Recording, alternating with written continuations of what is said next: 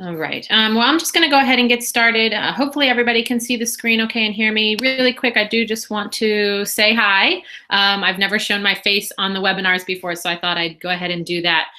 So this is me in my morning face with my coffee. We were out of coffee this morning, so I had to rush to Starbucks before the webinar started. But so we're going to go ahead and get started. I'm going to flip back over to the screen share there so you can see what I'm doing. But I did want to take a minute to say hi in person there. So I'm going to go ahead and get started. I don't want to take up too much time today, but thank you so much for joining me. Today we're going to talk about tips to bringing nature into your indoor learning space. And if you followed me along with the webinars that I've been doing over the past couple of weeks, you'll see the trend. A lot of what I've been talking about has been about setting up learning spaces for your children. And I really focus on bringing nature into those spaces and utilizing nature. And we're gonna talk about that today. So just real quick, I wanted to tell you a little bit about me. A lot of the people that registered for the webinar today are new names, which is fantastic, and it's welcome. And I just wanted to introduce myself first if you've never heard of me before, or if you were recommended here by a friend, or if you found this through the Google Hangouts public space, that's pretty great. So my name is Leah McDermott. I'm a mom, first of all. These are my boys in the photos there. Charlie is 4 and Desmond is 17 months. I'm a former teacher, and I have dedicated my time to helping parents provide enriching and meaningful learning opportunities for their children. That doesn't always mean through full-time homeschooling. A lot of the parents I work with are homeschooling families, but a lot of them just want to do as much as they can when they have their kids at home after school or on the weekends or over holidays. They really want to utilize that time to provide as enriching of an experience, especially with nature, as they can. So that's what I'm here for. That's what I do. My journey here began many years ago before I was a mother. I was teaching in an urban public school. I grew up as a homeschooler, actually. My family was in the military. I moved around a lot. So we were homeschoolers, and learning has always been a big passion of mine. So when it was time to choose a career, I knew right away that teaching is what I wanted to do. I went to college. I got dual certified. I got 2 master's degrees in education, and went right into the urban schools, ready to kind of change the world, but became pretty disheartened really quickly at the increasing automation of public schools. It was really a passion of mine to put as much individualized attention to each child in my room as I could, but it got harder and harder as my class sizes got bigger every year, and as the push from administration kept coming to make things across the board with learning, so that everybody was doing and learning the exact same thing. And I do believe that everybody can learn the same things at the same time, but I do not believe that we all learn the same way. So that became more and more of a challenge for me in my classroom to provide those individual education experiences. So after I had Charlie in 2011, I decided not to return to the classroom. I wanted to stay home with him. And then in the next year, in 2012, I really was longing to kind of share, I had that passion for sharing my knowledge. So I decided to start a natural living blog, which is where I met a lot of fantastic women. And I also started an Etsy shop where I sold handmade toys that I was making for my son. And through my blog, as my son got older, through the blog, I started sharing a lot of the activities that I was doing with him, just sort of, as I naturally was doing with them. And I had a lot of mothers and grandparents asking me, please share what you're doing more and more. I really want to be able to do these things that you're doing with my son or my daughter, my grandchild. So after I had my second son last spring, I really was starting at that point, Charlie was 3, and he was really needing some more structure to his days and to his learning environment. So I started piecing together a lot of the things that I had been doing and making them a little bit more user-friendly. And I had people clamoring for that. Please share this with me. So I started I put together a curriculum, but I'll talk about that later. So I decided to start a nature-based Facebook group, and it's a huge group with almost 1,500 members in it now. It's a free group. I'm going to have a link to that a little bit later on. I don't think that I can put this in the chat box here. Let me double check. No, I'm not able to do that. Okay. If there's anybody in here that knows how to link to that group, that is a friend of mine that knows how to link to that and can put it in the question box, that'd be great. You can find me you can find it on Facebook. It's just Nature Inspired Homeschooling Group. Like I said, a little bit later, I'll pop up a bit.ly link for you to find that. But definitely, write that down and come back and join us, because it's a fantastic community. And inside that community, we had a lot of different discussions, and over time, a lot of the same scenarios and questions kept popping up. So I decided to put together a webinar series and start doing webinars where I could share a lot of my knowledge about these subjects and, kind of get a discussion going in a way that was more helpful to a lot of people. And learning spaces is one of the ones that comes up more than anything. So that's why we're here today. So I've done several webinars about learning spaces overall, and I really wanted to kind of break that down to make it a little bit more uniquely friendly to each one of you. So that's where we are, and let's get started. So the basics of bringing nature into your child's learning space. So we know that there's lots and lots of benefits for when your child engages with nature and its elements, but obviously we can't be outside all the time. So if you can bring some of those natural elements into your home, and specifically into the space where your child does most of their learning. Now that doesn't mean that they have a separate space. A lot of the women that I work with, or a lot of the people that I work with, live in apartments or much smaller homes where they don't have a designated learning space. But really, this can be a shared space. So if you focus on bringing the natural elements into your home in general, you can still get a lot of these benefits. If your child has a designated learning space that's a room on their own, maybe that's shared with their bedroom, or maybe that's shared even with the family space, you can still implement all of these things. That's kind of my goal, is to be able to have people implement all of these these tips and tricks, no matter what kind of situation they're living in. Excuse me. So I know it can seem like a challenge at first, especially if you're coming, if you're kind of new to this, if you're coming from a space that's maybe full of a lot of plastic toys, or, not much organization, or it seems cluttered. It can seem like a challenge. But really, this isn't something that's going to take money. It's not going to take, just some time and some looking at things a little bit differently. So a few simple changes to make to your setup that you already have, and you can really see a world of difference here. So what I'm going to do is just share each one of these. I have 5 tips that can help you bring nature inside, and I have some inspiration photos that I've pulled from some of my favorite sites. Some of the photos have come from my Facebook group online that I shared about. Some of them come from some of my other personal Facebook groups. If you're familiar with the Reggio Emilia approach, it's a learning philosophy, a learning approach. There's a fantastic Facebook group called the Reggio Emilia approach. I don't have a link to that here, but if you just search for it, you should find it. It has like 16,000 members in it. And a lot of my photos came from there as well, with credit given, because it's a fantastic space of teachers and parents and caregivers all sharing what they're doing with their kids. But anyway, the first thing is to utilize natural light. So you really want to be able to bring in as much natural light to a space as possible, because it can really make all the difference. And if you think about maybe a space in your room or in your home, that's very dark because there's not a window, and then you think about a space that's really full of natural light, I bet you can already think about the way that it changes, your physical mood. Even like changing the light in a space can make all the difference in the world. And that's true for your child's space as well. And they actually children will get even more benefits from natural light than an adult will. So interaction with and the exposure to natural light, even if that comes through a window, your child is still getting some healthy benefits from it. Now, they're not getting the vitamin D. Unless the vitamin D from the sun is directly on their skin, they're not going to be absorbing it. So you're not really getting benefits that way. But just the emotional and mental and spiritual benefits that your child gets from having natural light around them as much as possible, it's really incredible. So try thinking about ways that you can bring that in, and really trying to get rid of or limit the use of false lighting. Fluorescent is a terrible lighting environment for a child, or for anybody, truly. It can cause damage to the eyes. It's not conducive to a learning environment at all, because it stimulates parts of the brain that will hinder the learning process. So really, those overhead lights or fluorescent bulbs especially, turn those off, get those out of there. Try even to not use lamps. If you really need to introduce false lighting, I highly recommend using like Christmas lights behind a sheer curtain maybe. Those don't provide as harsh of an environment. So definitely as much natural light as you can. So if your incoming light is limited, maybe you have just small windows or only a couple of windows, there's some tricks you can use to bring in more light from that window. So in my old home, we recently moved this summer. We moved across country. In my old home, the room that my children used for their learning space had big, wide open windows, and it was great. I didn't really have to do anything except open the window to fill this place with natural light.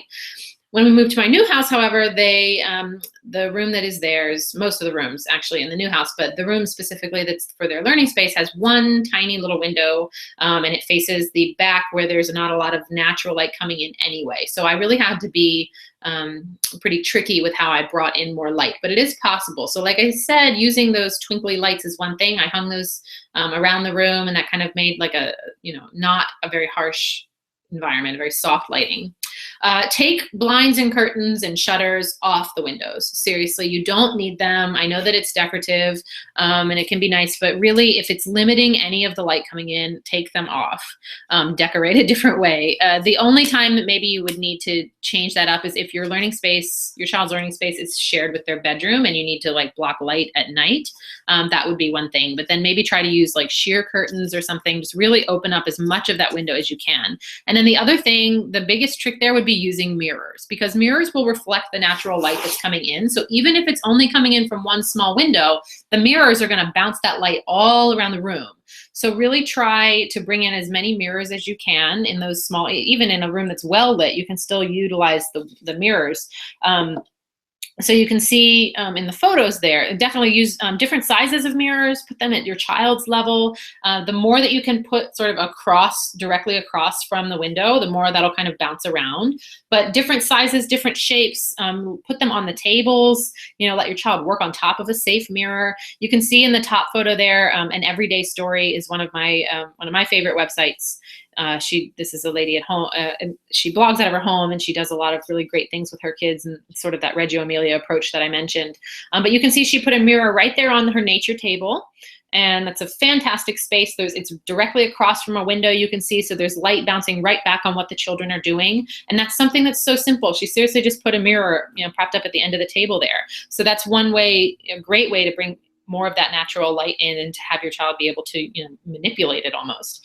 And then the picture on the bottom is just a learning space, but you can see they took all of the extra pieces off of those windows and just open those right up and let all the light come right in and put the children's tables right under the light there. So that's really a great open window space for bringing in natural light. So the second thing, I'm sorry if I'm talking fast. I just kind of want to make sure I get everything in today before you guys get bored. Hold on, I hit the wrong button there. Okay, so second thing would be incorporating plant life. So unlike with the sunlight, with your child actually having to be outside to truly get the vitamin D absorbed through their skin, with plants, all of those benefits that your child gets from interacting with plant life and greenery, they're going to get that even if it's inside. So bringing plant life in, it cleans the air in your home. It creates a better physical and mental experience for the child, for adults as well. Like there's really nothing better you can do for your home than to bring plants inside. So definitely think about being able to do that. It's a really quick and easy way to change a space. There's lots of different ways to bring plants into the learning space. So really try to fill, if you walk into the space that you're using for your child and any empty space, fill it with a plant. Seriously, it's an easy thing to do. Let your child help by growing an indoor garden. You can use recycled containers, plant herbs or flowers. A child thinks that children find beauty in everything. It doesn't have to be an elaborate, beautiful plant. Something very simple like a small pot of marigolds will make a child really happy and still have that interaction with greenery. Succulents are really easy to care for. They create a nice zen feel to a space. You can put a vase of flowers on their table where they do their work. It's a great piece of inspiration for them, and it's something for them to touch and use. And it inspires, imaginative play, gives them art inspiration. And try varying the sizes of the plants that you have. So maybe don't just fill one shelf with a wall of small plants. Try to put them all over the place, up high, hang them from the ceiling, use different pieces of the plants. If you look in the inspiration photos I have that I shared here, I believe that both of these came from the Reggio Emilia group I was mentioning. But the space on the picture on the top, I love that space. And if you look, you can see there's several different plants there. They use some bamboo sticks and just put those right onto the wall.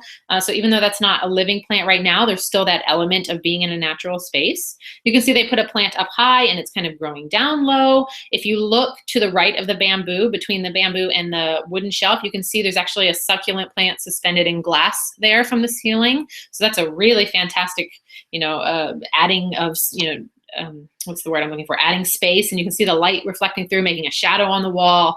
From a child's point of view, that's a fantastic piece to put in their space. And then you can actually see a bonsai tree on the far right over there. So they've got something a little different growing. So there's lots of different plants at different levels in that space. And then down on the bottom picture, you see that's a child's little, I believe that's a very young child's little learning space, maybe a 16, 17-month-old learning space. It's very, low to the ground, very simple activities. But even there in that young child space, they have access to plants like that. So a nice tall tree, a smaller plant right there for the child to have that interaction with. So bringing plant life in is a fantastic way to bring nature indoors.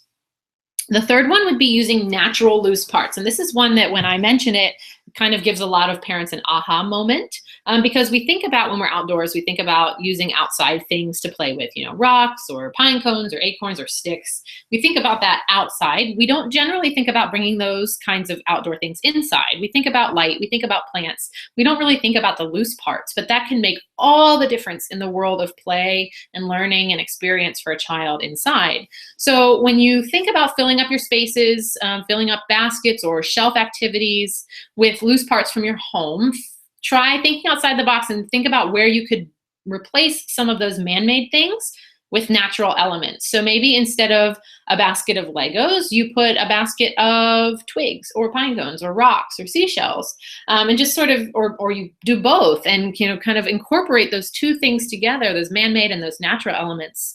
And, when you introduce those natural loose parts to an indoor play space and kind of bring that into your child's, worldview inside, it gives them so much more flexibility to explore and create. It's like a whole new world, and they're engaging with nature as well. It's so fun to me to see what my children do with natural loose parts when they're inside, because even just the same basket of rocks will be entirely different to my son inside his play space than when he's outside doing something. So it's really great to see. So yeah, basket of rocks, small tree rounds are great. Take a fallen branch and just cut down into rounds and sand them. Seashells are great, especially on like a light table. They really make fun shadows and they're fun to explore. Seasonal items are great. This is a great way to bring in, things from the different seasons. So pine cones or leaves, flowers, acorns, leaving those out for your child to freely explore. So really start thinking right now about some of the plastic things you might have and how you could replace them with natural elements. So if you see in these photos here, here's two great examples of bringing those loose parts from nature in. So on the top there is just sort of a provocation table. Provocation is it's like a Reggio Emilia approach word for just setting something up for your child to use for inspiration. It's not really necessarily a structured thing. There's not one way it can fit together. They can kind of do whatever they feel inspired to do. So there you see pine cone sticks. There's some gems and logs. Then there's some dried fruit rings there. It's just really a great little space. You can see a child doing a lot of imaginative things, and a plant there, of course, as well. And on the bottom, I love this photo. I love it because there is a fantastic mix of things that you would never think to put together. Pine cones, corks, computer parts, stickers and bolts and seashells. So these are things that maybe, this parent thought completely outside of the box here and put some very random things together. But from a child's perspective, there's so many amazing creations that could happen there. And you're bringing in two entirely different parts of their world, the inside and the outside, and meshing those together. And this is how we create inventors. This is how, children learn. By being imaginative, your brain is so much more capable of learning more and new information. And doing something like this is a fantastic way to help your child grow that imagination and really learn to create and explore and be welcome to new ideas. Excuse me. The fourth thing would be using nature as decoration. So I know in today's Pinteresty world, we tend to get, a little overzealous with themed decorations or painting murals on walls, or having, super, super fancy playrooms and everything. But truthfully, replace the generic wall art and start thinking about ways that you can bring nature inside, because your child is going to get so much more out of an actually interactive space than they will if the room is all every single thing that you look at is Mickey Mouse, for example. So, not that there's anything wrong with that, but really start, as your child gets older especially, you really want to start replacing some of that, more generic plasticky themed character things with interactive elements, with nature, with things that do more than one thing, with things that require your child to use their imagination. And one of my favorite ways to do that, you can be really creative here, but one of my favorite things to do is to bring branches inside. And you can see a lot of people will hang the branch from the ceiling, like right in the center of the room. And then they utilize that to hang whatever a child might want to create. So depending on what you're studying or what you're learning about, they might hang, art projects from that. They might, if they're studying the rainforest, you might want to hang like beaded snakes that the children made from that. And on the top photo there, you see it's a little music wall. And they hung a branch and then an assortment of metal music or metal kitchen instruments or pieces that make a music wall. And the child can create music with those metal instruments. You can see the little tubes on the side there. But utilizing that natural element makes all the difference in that space. And then on the bottom, you can see that they actually pretty creatively used light to decorate the room. And if you look at the water bottles in the window, those are just like Voss water bottles that they filled with water and tinted in varying hues of the rainbow, and just set those up in the window where a lot of light streams through. So can you imagine the beautiful rainbow that makes on the floor of the learning space for the children? So using just those natural elements and something, recycled water bottles can create a beautiful, beautiful space. And you can see also in that space, they've got natural loose parts, they've got plants, they've got natural light, soft man-made light. It's a really great space there. And then the last one would be a nature table. And this is a really, really quick, easy way to bring nature indoors. So if you only do one thing after, reading all of this and listening to this webinar, make a nature table, make a nature space. It doesn't have to be elaborate. It doesn't have to be big and fancy. It's seriously, if you're in an apartment and you don't have a designated space, it can be a tray, a nature tray. Just something that your child has that's theirs, that they have control over, that they can use to collect items from outdoors. So the way that I like to use my nature table is when, we go on nature walks every day, whether that be around our neighborhood or at the park by our home or on a big hike. And my son has a nature bag that's his. It's a little bag that's maybe like, 5 by 7. And he can fill that, it's probably a little more than that, but he can fill that with anything that he finds that interests him that is allowed to come home. So, you might want to set some ground rules. Like if we're walking around the neighborhood, he's not allowed to pick flowers from somebody else's garden because they're not his. In general, we don't allow live creatures unless he asks me first. But, those simple ground rules. But he brings home these pieces that mean something to him. A lot of times they're based around the themes that we're studying. So for example, right now we're studying bugs. So, he might bring home things that he can use to create a bug house, or, we have brought a couple little creatures home in this specific unit. But the next theme that we'll be studying will be autumn. So I imagine he'll be bringing home lots of colored leaves and acorns and things that represent the changing season. So having that space, he can go out with his bag, he brings home the things that mean something to him, and I don't have to worry about them just being strewn all over the place because they have a place to go. They go to his nature table, or they could go to his nature tray, for example.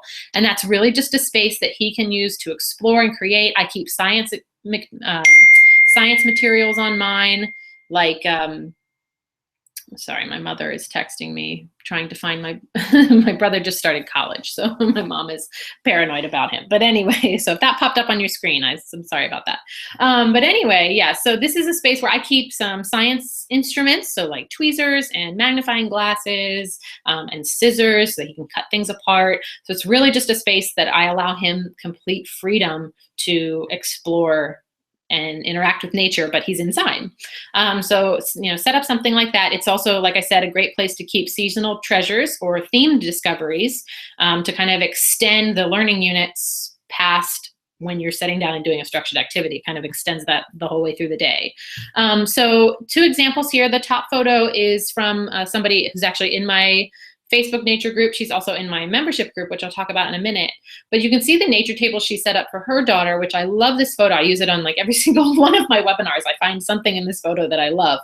This was also, this is during a bug themed unit that she was teaching to her daughter or doing with her daughter. And you can see it's just a small table that her daughter has access to where they sit and do work together, but she's got all of these natural discoveries that her daughter could bring with her. So she had some inspiration on the wall with, bug cards that she hung up, and they have a bug catcher there. But then there's, a jar of natural things. There's plant life in a very simple way. It looks like just some leaves or ferns stuck in a jar.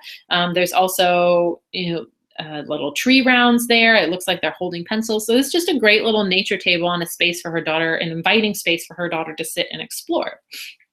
Excuse me. And then on the bottom, you see another example of a really great nature table there, just in the corner of, to me, that I'm not entirely sure where in the home this is. To me, that looks like it's almost in a kitchen. So it's a good example of a shared family space. Maybe they don't have a separate learning space, but it's something that's right there in the family home that the child can utilize. And it's just a great example there of bringing all of those elements in and letting the child just explore and play. So there's, rocks and acorns and leaves. They even put the leaves up on the wall as art. And then there's all different things there, feathers and pencils, and there's a mortar and pestle there, which I love. That's a great way for the child to kind of break things apart. It's a great way to learn how they go together, is to break them apart, right? So just all kinds of different examples there of bringing nature into the indoors. So where to start? You can sit here and you can read these posts that I make, and you can watch the webinars and get excited, but where do you start? And the truth is, start simple. And most of these changes can be made without spending a penny. And hopefully, in not only in talking with you about it, but in showing you the photos as well, you were able to get some inspiration for how you could make those changes specifically in your home. But really, just go into the learning space that you're using, or your family's shared space. Look at it with a new light. What can you bring in to kind of change that interaction that your child has? So one way to get some constant inspiration and be a part of a fantastic Facebook community. So there's what I was talking about earlier. The Nature Inspired Homeschooling group that I have, it's free for everyone to join. Like I said, we have almost 1,500 members in there. A lot of the photos that I used today came from that group specifically. We have people sharing all the time. They're sharing what they're doing outside. They're sharing what they're doing inside, the changes that they're making.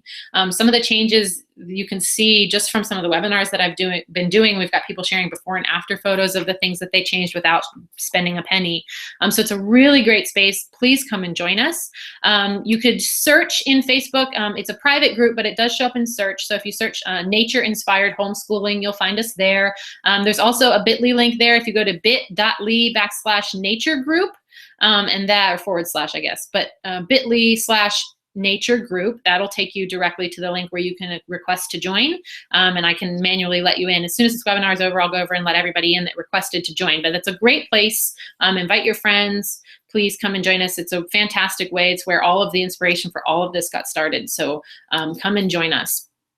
And now I'm going to transition a little bit. I want to talk about what I mentioned at the beginning when I was doing my introduction. I talked about the program that I put together after I had people asking me all the time for what I was doing with my son, and then I put it together into a one solid piece. So I've re-released my pre-K and kindergarten nature-inspired curriculum. And what this is, it's 20 themes that are all centered around nature. So back in May, I kind of put out I guess it was April, I kind of put out like a tester version. I put out the curriculum, I sold it to people and I got some feedback, and I just recently on September 1st, I re-released it, and I changed a lot of the materials. I sort of made it a little bit more across the board friendly for pre-K and kindergarten. It's really focused on like a 3 to 5 age range, but seriously, I have kids that are 2 that are using the program. Even my 17-month-old does a lot of the activities, and we have lots of older siblings that keep wanting to join in as well.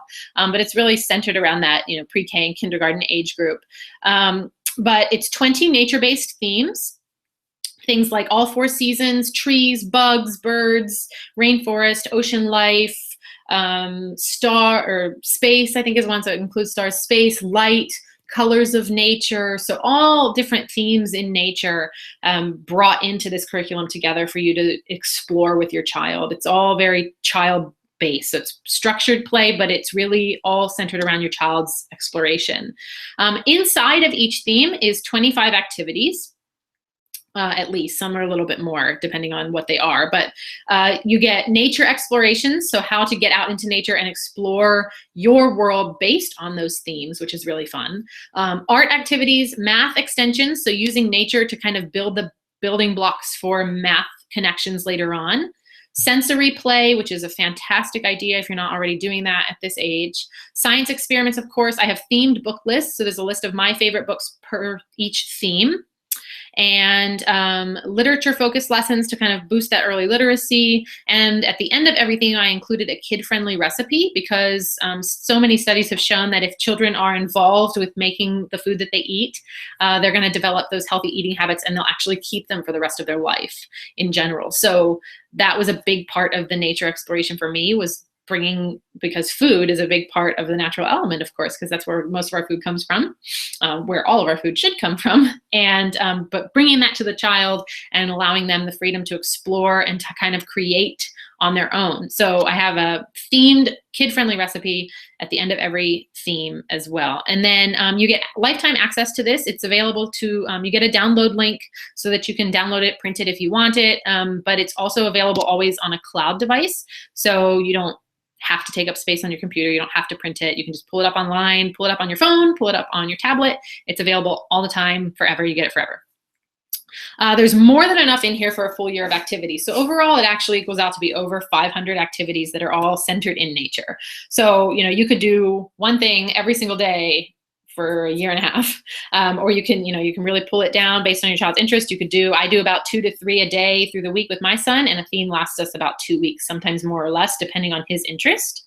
So it's tons and tons of activities in here, and actually you can use it for more than a year at a time, because what the activities are structured so that they are based mostly on how your child is learning and what their interest is. So you set up the activity, but most of them allows your child the free range to lead on their own. So all of these activities I've done with my son when he was 2.5, 3 years old, I'm revisiting them all now that he's 4, and he is learning something new from every single activity, because when he approached them with a 2-year-old brain, he got something important to him. But now that he has a more developed 4-year-old brain, he's getting all kinds of new information from these activities. So it's really great to be able to use that again and again. And then I'll be able to use it with my younger son as well. You also get a how-to instructional guide. So, you get the 20 themes, but there's also a 10-page guide that comes with it for tips on setting up a learning space indoors and outdoors, some of the things I talked about today, making a good daily plan for a child, a sample calendar of how I use it, safety tips in nature, how to implement each of the different types of activities, the nature, the art, the math. So it's a whole bunch of information there, just kind of like a how-to, and give you a little bit of a peek inside each theme. So these are all just sort of like snips of pages from inside the rocks theme.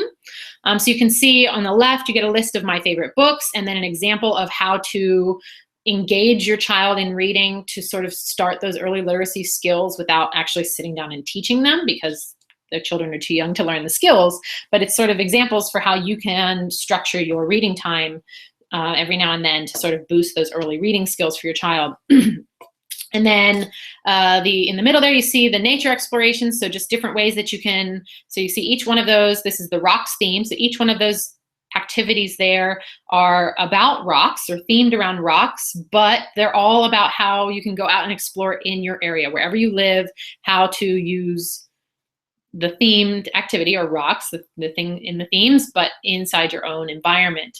And then you see the science experiments page right there. It's just lots of different experiments for your child to really explore, take things apart, and how you can lead that. And I really structured this so that for the most part, if you have access to the outside and you have a very basic kitchen and art supply, really you shouldn't have to do anything more than buy this curriculum. The books you can get at a library or a secondhand store, and for the most part, like I said, there's very few activities inside the program where you're going to have to like plan ahead and order something or buy something. Very, very few things. Most of them can just be done with what you'd have in your home. And that's kind of how I wanted to structure it to make it easy on everybody.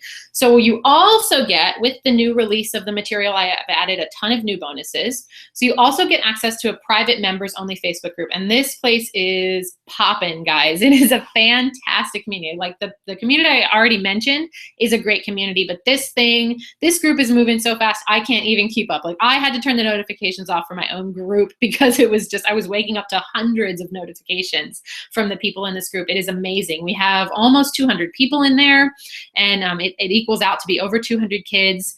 And a big group of us are working. I have set up a schedule for what I'm doing with my son, and I'm sharing daily what we do. So people are kind of following along. So there's a whole group of people sort of doing the same thing, and we're all sharing pictures and videos. And then we have extra files inside the group. So just having access to this group is like a whole new private world. And just this group alone is worth it, because you get all of these files where I'm putting in things like supply lists, and other people in the group are adding the documents and adding to the documents things that they have done in addition. So like they found an extra a book that worked really great, so they threw that in there so that you can use it too. It's a really, really great place. So you get access to that. You can kind of join us over the next year in this journey. And then you'll get, I'm working on a video training series that's not released just yet, but it's basically all of these things that I've been wanting to share. I'm doing videos of them and putting them in a private space on my website. So it's sort of like a parent training video series where, you can come in if you have a question, and, I'll have a video for it. So something basically like what I did today, talk to you about learning spaces, I would have something similar to that in more detail. And that would be on that training series as well. And I'm going to keep adding to that as new questions come up. So you'd have access to that. There's 3 ebooks that are getting ready to be released as well that I'm working on. One is about your child's learning style. It's like a quiz and information on how to teach to the way your child specifically learns. Stuck Inside is a book about activities that you can do when you're stuck indoors and can't go outside. And then Preschoolers Cook is another one. It's sort of adding on to those themes that I have, or the recipes that I have at the end of all the themes. Is 30 more healthy, kid-friendly recipes that your young child can make from start to finish, usually just with an oversight there or help with the oven sometimes. So those 3 ebooks you'll get, those are coming out soon. And then a really fantastic bonus that I've snagged for this is a really good friend of mine, Christina. She runs the Hippie Homemaker. She is using the program. She's actually in our Facebook group. She's using A Child's World with her son, who's 5 this year. And, she and I were talking, and she was saying, she's an herbalist by trade, and she wanted to share with her son about all of the herbs that she was using every day. And she found that she was having the desire to create something. So, she and I talked about it, and she came up with a brilliant idea to create a program that is a year long. So every 2 weeks, she's releasing a new part of the story. She released the first one last week, sort of the introduction to the story. It's a fantasy story, very Waldorf style, about some siblings that have to go on a journey to rescue or to save their grandmother, using all of these herbs that they find along the way. And with each module, so every 2 weeks, with each new release, it'll be a different part of this, a new addition to the story. It's kind of like a follow-along adventure story, a new part of the story, information about the specific herb of the week, and then it'll be, or chapter or whatever. But it'll be a new herb, so you'll learn 35 herbs altogether, recipes for them, ways to use them, how to find them. She's going to have coloring pages that are designed by a local artist near her that'll go right along with that. You get access to all of that through the private Facebook group. So that bonus alone is worth the whole program as well. So it's a fantastic thing. I had so much fun doing the first week with my son already. He loved it. He can't wait for the next installment next week. So that's a great bonus that you also get as well. So now how do you get it? So this is going to retail for $149 once everything is released. Right now, while I'm still working on the releases, I'm offering at $89. Since you took the time to be on the webinar with me today, I wanted to give you an extra bonus. If you buy today before the webinar is over, you'll get it for $77. You get that extra bonus there. So I don't think that the way Google Hangouts works that you can click directly on my screen there. But if you go to bit.ly/CFB-preschool, you can get right there to that link, and you can check out there. There's more information on the page. It's basically everything I already mentioned, but you can check out right there with PayPal or credit debit. If you pay right now before the webinar is over, you get that for $77, which is a fantastic deal. You get the full program download sent right to you right away. You get access to the Facebook group. You'll get the training series videos. You'll get the 3 ebooks. You get access to that herbal program. It's really, really, really great. So this is a great thing that you can do to enhance the learning that you're doing with your young children. I have a lot of people that have asked me if this can be used in a classroom environment as well. And the answer is absolutely yes. I have plenty of people in my group already that are using it in small home childcare centers or just a babysitting arrangement. I have people that have bought it for their full, I've had directors that have bought it for their full daycare or preschool center, not daycare, but preschool center. Even kindergarten teachers have purchased this from me. So this can absolutely be used outside of just, one child at home. It's written specifically for one child to be like a homeschooling program, but it's easily adaptable, like I mentioned. So I want to go ahead and I want to do a Q&A. Just to kind of extend the time here to allow you guys to get that link. Again, that's bit.ly/C or /CFB. That's Crunchy Farm Baby. That's my business. Preschool, CFB preschool.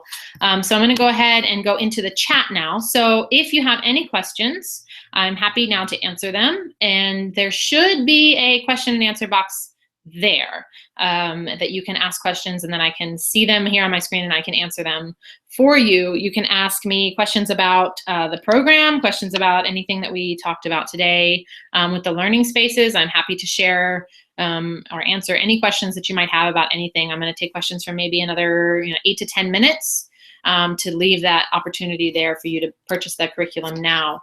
And like I said, you get the special price of $77 if you buy before the webinar is over today. So yeah, there should be the Q&A box right there. If anybody has any questions at all, I'm happy to answer those. And let me find here. If you are viewing this live through my website, because I have a link directly to the website there, if you didn't have a Google login. If you're viewing this that way, you are not able to ask a question in the chat. So you should be able, there should be a button there to come over to the Hangout and join us here. But if you don't have a Google, you can't do that. Okay, question, let's see. I'm gonna read this. I don't know if everybody can see. So the question is, we live in a condo north facing. Are there certain types of light bulbs you recommend other than Christmas lights with a sheer curtain? We feel like we live in a cave. I heard bright white, but I'm not sure if that'd be too harsh. Yeah, so that's a great question. So there actually are light bulbs that you can get that mimic a natural light. There's no name attached to that, so I'm not sure who asked that question, but yes, there are lights you can get. I cannot off the top of my, I even meant to look that up before this webinar and I forgot, but there are light bulbs you can buy that mimic a natural light feel. If you're really stuck, like you don't have any windows or you really don't have, the north facing, that's my one window in my bedroom is north facing. And not only is it north facing, but it also directly faces the fence of the neighbor's house. So even if there was a tiny little sliver of light during the day, it's completely blocked by a fence. So yeah, there are light bulbs that you can buy that way you don't have to have that Christmas light feel. And then really, I would recommend getting creative also with the lampshades that you use. So even if you can't find the light bulbs, try utilizing natural colored shades and really bright walls. So, white walls or pastel colors will help to reflect the light. Again, hanging mirrors. So even if it's not that child's space, any mirrors that you can bring into the room are going to reflect that little bit of natural light that you do have all around the space. So try playing with mirrors, using natural colored shades with or natural colored lampshades, and being mindful of where you put the lights even. So even if you're stuck, I have lamps in my house. I'm not saying I don't have lamps, but being mindful of where you put the lights. So for example, if you're sitting in a chair, beside a table, like if you're sitting on your couch and you have a side table with a lamp on it, it should be placed so that, the lamp should be tall enough so that when you sit down, the light's not shining directly on you. Like your eye line should be at the bottom of the lampshade so that your eyes are still protected from that, but you're still getting the light, if that makes sense. So just being mindful of where the light hits your eyes and just trying to avoid that direct light. I never recommend using the overhead lights, the ones that are just in the ceiling like there. Put something fancy up there and don't ever turn it on. Save your electricity. I never recommend doing that because that casts like just an orangey yellow glow over the whole room.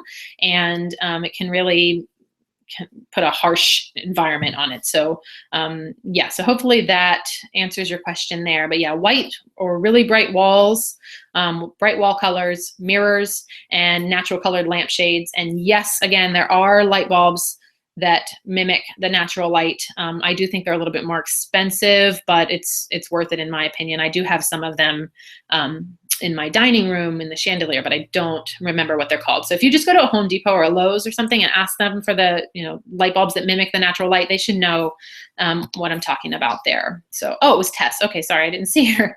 Didn't see the name button there. So yeah, Tess, I hope that answers your question. So we're done with that one. Okay, yeah, so any other questions? There's still some people here. So again, there's still time to snag that $77 deal for being here on the webinar with me. That will end when I'm done. See, Christina said, pet stores in the reptile section, you can get blue or red lights to simulate nighttime light. The blue light bulb would be what you're looking for. Yeah, that's it. Okay, yeah, I didn't know that you could buy them in a reptile section. Yeah, blue lights, that's it. So yes, blue light bulbs to have that, yeah, that nighttimey glow would be great. And then if you reflect that off of whiter walls, that would be perfect. Thanks, Christina. I could not remember at all, I wouldn't have thought to look in the pet stores, but that's probably, actually, it's probably a lot cheaper if you buy it in a pet store than if you go to Home Depot. They'll put some special label on it. It'll be a lot more expensive in there. Yeah, thanks. That's exactly what I was thinking. Yeah, so are there any other questions for me? I'm going to stay on about 3 or 4 more minutes, take this to about 10:50. There will be, if you wanted to see all the photos and tips again, you can go to my blog, which is crunchyfarmbaby.com, all one word, Crunchy Farm Baby. And if you go there, a lot of this information from today was on my most recent post. It just doesn't have all of the inspiration photos that I shared. It's kind of special for the webinar here. This webinar, it is being recorded and it will be sent out to everybody that was on the email list. So I know a lot of people kind of hopped in at the last second. So if you joined us late or you just want to see all the pictures again, those will all be sent to you in an email. This will record and save and be sent out. So if there are not any more questions, I'm going to go ahead and stop the broadcast, and I'll remain here for a little bit. I'm going to turn off my microphone. My voice is getting a little scratchy. I need to drink the rest of my coffee. But I'll stay on for a few more minutes. I'll just kind of pause the microphone here and leave this link up for you. Again, that's bit.ly/CFB preschool. You can learn more about that. Again, to join the Facebook group was bit.ly/nature group. Come on over and join us. We'd love to have you there. And then again, with purchasing the curriculum today, you get access to the private Facebook group. You get the herbal learning course. Actually, Christina, who just answered that question, she's the brains behind that beauty. So yeah, you'll get that from her. The first installment's already out. You can access that through my private Facebook group there, and you get the 3 ebooks and the training series. And again, that Facebook group that we have is really the best thing ever. So definitely come and join us. But yeah, I'm going to go ahead and turn off the microphone. If you have any questions, pop them up there and I'll come back in to answer them. And I will end the webinar here in just a couple of minutes. So if you were on the fence with this curriculum, now is the time to do it, to get that $77 bonus price, because it will end when the webinar is not live. And just so you know, this is all being recorded. However, with the replay, this bonus does not count for the replay. It's only for people that joined me live today. So if you're watching this through the replay, it's going to be $89. That's still a special price, but not the special bonus for taking the time to be with me today. So thank you for joining me. I hope that the Hangouts, if you've been on my webinars before, I used a different program and now I'm trying the Hangouts. So if you were in both of them and you want to send me an email or a message and let me know if this worked better or worse, I'd love to hear that. Kind of trying to do a little research to see which webinar program I want to go with before I do lots and lots and lots of webinars. So I'd love to hear your feedback on that, the quality of the video and the audio and all of that. So yeah, so I'm gonna go ahead and turn off the microphone now for real. And if you have any other questions, go ahead and pop in. I'll remain on for a few more minutes. And thank you so much for joining me today. And I will talk to you soon, hopefully. All right, thanks guys.